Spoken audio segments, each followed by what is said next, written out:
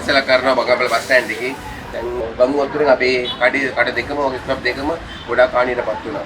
අර ගොඩ එන්නම බැරි තරමට බඩු ඔක්කොම මුකුත්ම නැති වුණා. අඩි 18ක් 20ක් විතර උසට ආපු ගංගුවතුරෙන් සියලුම වෙනස් වෙලා නැති වෙලාම ගියා.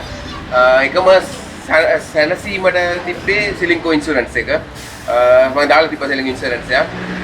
ඒගොල්ලන්ගේ සර්විස් එකටත් එක්ක ඇත්තටම කෙටි කාලයක් තුළදී මට හම්බ වෙන්න ඕන සියලුම දේවල් හම්බ වෙලා මං ආයෙ නැගී සිටින්නට ගොඩාක් උදව් කරේ සිලින්කෝ එක. ඇත්තටම කියනවා thank you. honestly මං කියන්නේ very good හොඳ සර්විස් එකක් after service එක. ඒගොල්ලෝ එන බලලා අපිට හොඳ සාවයක් දුන්නා. පිටින් පිට කෝල් කරගෙන විස්තර ආගත්තා. අපි ආයෙත් නැගී සිටින්නේ කොහොමද?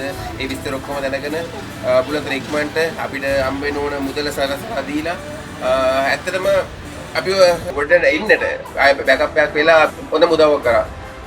ඉස්සරහ දිගින් දිගට බිස්නස් එකක් කරගෙන යන්න ඕනේ ඒකෙන්ම ගොඩක් සුදුසු. සංවතර ගාලා අනිත් කියලා ඉදී එන්ටරින් ඉන්නවා මට චෙක් කරලා ඔෆිස් එකේ තියලා හරි වෙලාවට ඉන්නා ගොඩක් ස්තුතියි. එතන මේක වටිනවා මට. නොවැම්බර් මාසේ 27 වෙනිදා ගම්වතුරට අපේ ගේ මුරුණ යට වුණා. ඒකෙන් අපේ නිවසට සම්පූර්ණ සහාය සිලින්කෝ එක ලැබුණා. සිලින්කෝ ආයතනයට